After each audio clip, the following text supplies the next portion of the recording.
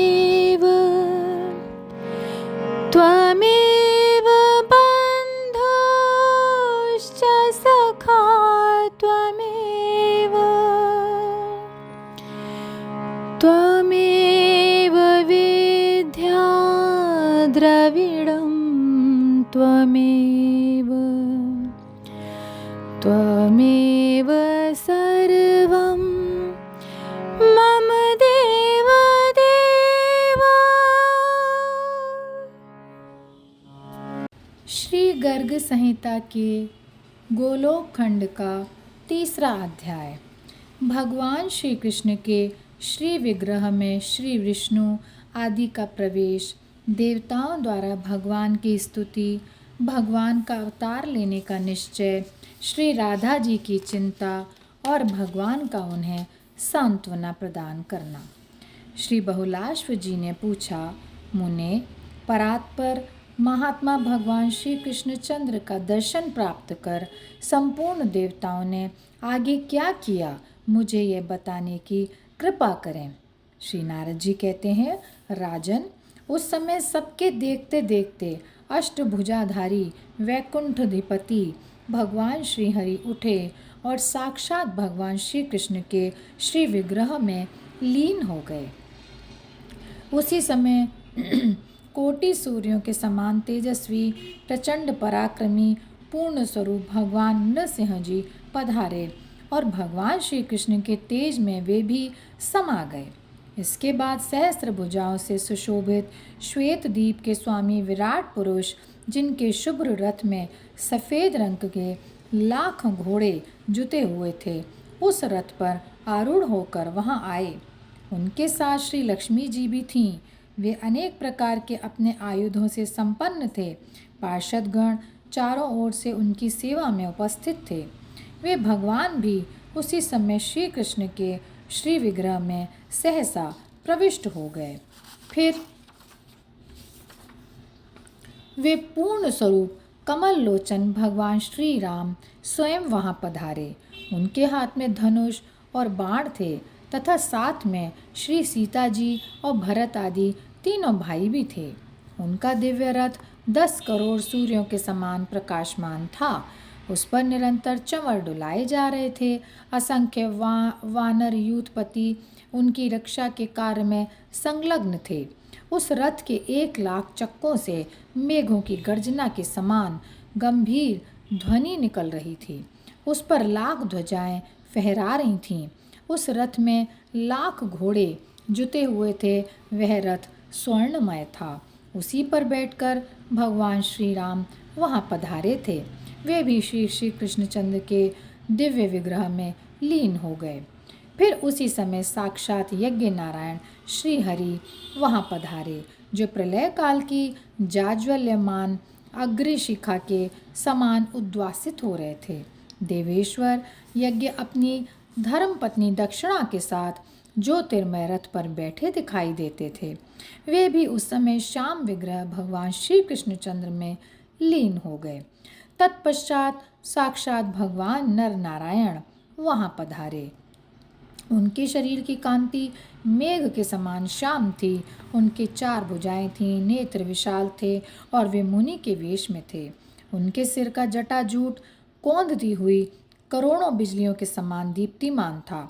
उनका दीप्ति मंडल सब ओर उद्वासित हो रहा था। दिव्य मुनीन्द्र मंडलों से मंडित वे भगवान नारायण अपने अखंडित ब्रह्मचर्य से शोभा पाते थे। राजन, सभी देवता आश्चर्ययुक्त मन से उनकी ओर देख रहे थे, किंतु वे भी श्याम सुंदर भगवान श्री कृष्ण में तत्काल लीन हो गए। इस प्रकार के विलक्षण दिव्य दर्शन प्राप्त करके संपूर्ण देवताओं को महान आश्चर्य हुआ। उन सबको यह भली भांति ज्ञात हो गया कि परमात्मा श्री कृष्णचंद्र स्वयं परिपूर्णतम भगवान हैं। तब वे उन परम प्रभु की स्तुति करने लगे। देवता बोले, जो भगवान श्री कृष्णचंद्र पूर्ण पुरुष, परे से भी परे, यज्ञों के स्वामी, कारण के भी परम कारण, परिपूर्णतम परमात्मा और साक्षात गोलोक धाम के अधिवासी हैं, इन परम पुरुष श्री राधावर को हम सादर नमस्कार करते हैं। योगेश्वर लोग कहते हैं कि आप परम तेज पुंज हैं। शुद्ध अंतःकरण वाले भक्तजन ऐसा मानते हैं कि आप लीला विग्रह धारण करने वाले अवतारी पुरुष हैं। परंतु हम लोगों ने आज आपके जिस स्वरूप को जाना है वह अद्वैत, सबसे अभिन्न, एक अद्वितीय है। अतः आप तत्वों एवं महात्माओं के भी अधिपति हैं। आप परब्रह्म परमेश्वर को हमारा नमस्कार है। कितने विद्वानों ने व्यंजना, लक्षणा और स्फोट द्वारा आपको जानना चाहा, किंतु फिर भी वे आपको पहचान ना सके, क्योंकि आप निर्दिष्ट भाव से रहित हैं। अतः माया से निर्लेप आप निर्गुण ब्रह्म की हम शरण ग्रहण करते हैं। किन्हीं ने आपको ब्रह्म माना है, कुछ दूसरे लोग आपके लिए काल शब्द का व्यवहार करते हैं। कितनों की ऐसी धारणा है कि आप शुद्ध प्रशांत स्वरूप हैं, तथा कतिपय मीमांसक लोगों ने तो यह मान रखा है कि पृथ्वी पर आप कर्म रूप से विराजमान हैं। कुछ प्राचीनों ने योग नाम से तथा कुछ ने कर्ता के रूप में आपको स्वीकार किया है। इस प्रकार सबकी परस्पर विभिन्न ही उक्तियां हैं। अतएव कोई भी आपको वस्तुतः नहीं जान सका। कोई भी यह नहीं कह सकता कि आप यही हैं, ऐसे ही हैं। अतः आप अनिर्देश्य, अचिंत्य, अनिर्वचनीय हैं। भगवान की हमने शरण ग्रहण की है। भगवान आपके चरणों की सेवा अनेक कल्याणों को देने वाली है।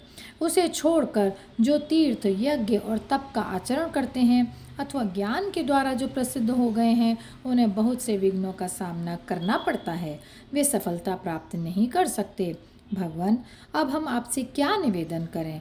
आपसे तो कोई बात छिपी नहीं है, क्योंकि आप चराचर मात्र के भीतर विद्यमान हैं। जो शुद्ध अंतःकरण वाले एवं देह बंधन से मुक्त हैं, वे हम विष्णु आदि देवता भी आपको नमस्कार करते हैं। ऐसे आप पुरुषोत्तम भगवान को हमारा प्रणाम है।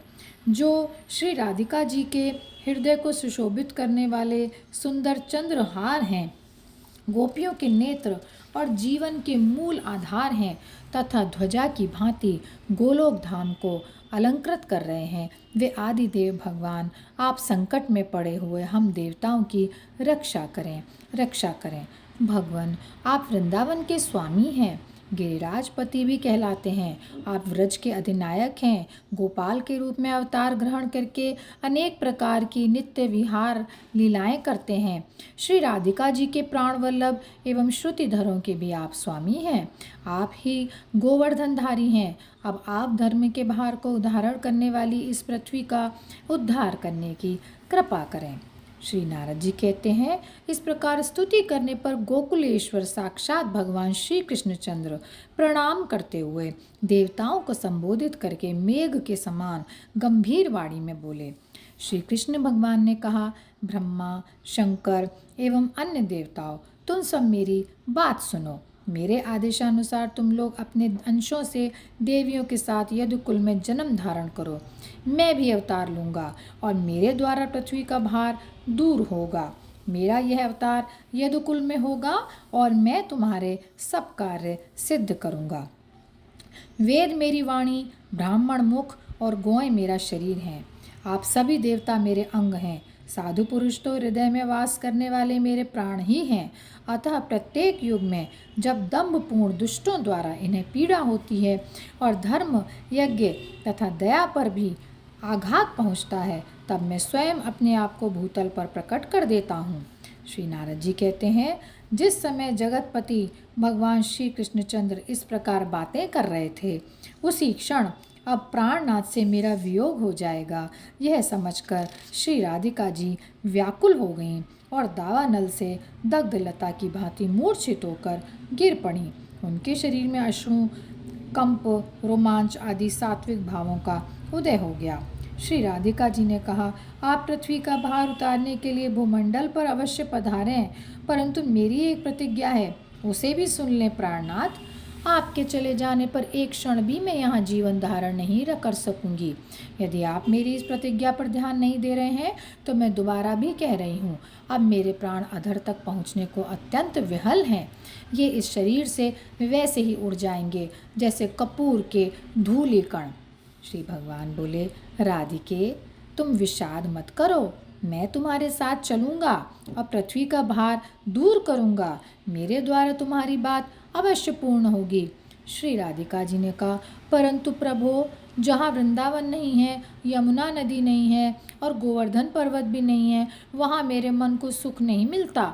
श्री नारद जी कहते हैं, श्री राधिका जी के इस प्रकार कहने पर भगवान श्री कृष्णचंद्र ने अपने धाम से 84 कोस भूमि, गोवर्धन पर्वत एवं यमुना नदी को भूतल पर भेज दिया।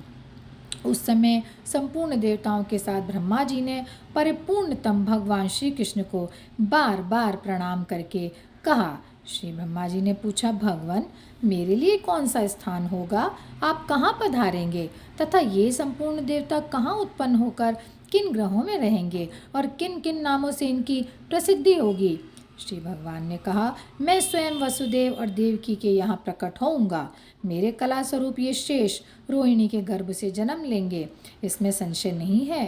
साक्षात लक्ष्मी राजा भीष्मक के घर पुत्री रूप से उत्पन्न होंगी। इनका नाम रुक्मिणी होगा और पार्वती जाम्बवती के नाम से प्रकट होंगी। तुलसी सत्या के रूप में अवतरित होंगी और पृथ्वी सत्यभामा के रूप में प्रकट होंगी। यज्ञ पुरुष की पत्नी दक्षिणा देवी वहाँ लक्ष्मणा नाम धारण करेंगी। यहाँ जो विरजा नाम की नदी है वही कालिंदी नाम से विख्यात होगी। भगवती लज्जा का नाम भद्रा होगा। समस्त पापों का प्रशमन करने वाली गंगा मित्रविंदा नाम धारण करेंगी।